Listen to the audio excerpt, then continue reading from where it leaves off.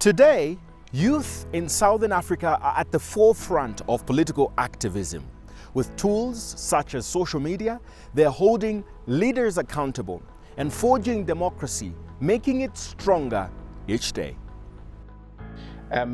Africans demand democracy, but some African leaders will not give this democracy on the silver platter, and it's up to the young people to go out there and vote for those leaders that they think can take them forward. And some of those leaders, or many of those leaders, are actually amongst themselves as the African youth. I foresee greater participation by young people going forward. I think we have the youngest ever Speaker of the National Assembly. He's also the youngest Speaker in the SADC region.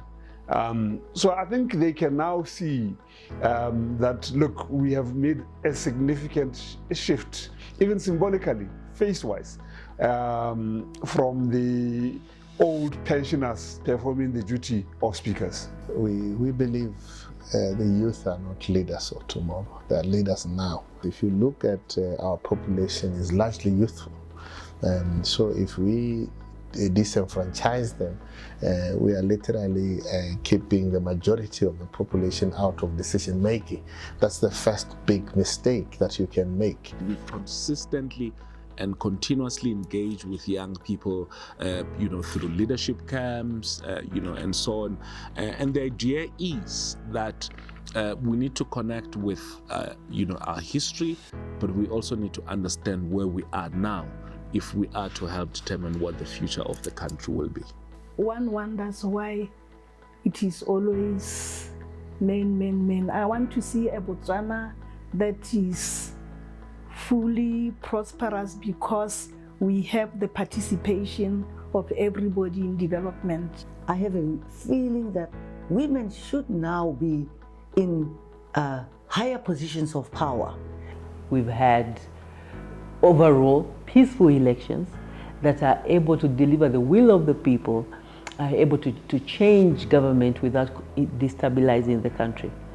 Because the difference between you having a peaceful environment, okay? You've had an election, but you have not gone to war, is unspeakable. To any country, any government that thinks they have a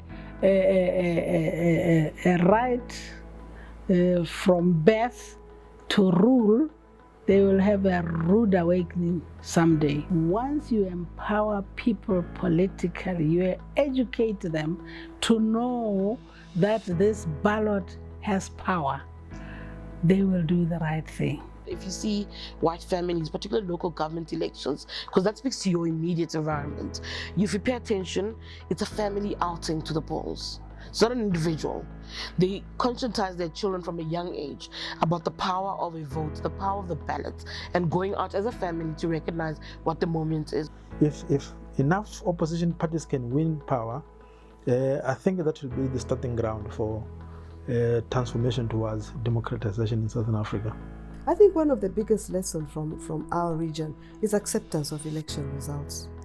From that score, I think the other regions have lessons to learn from us, and that, there can be peaceful transfer of power from one party to the other. People should be able to choose what political parties they want to belong to without being punished for it.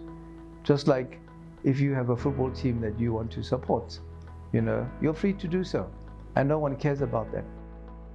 As the sun sets on this generation of political leaders, it is democracy that makes it possible for the mantle to be passed on and peacefully pleasing the will of the people.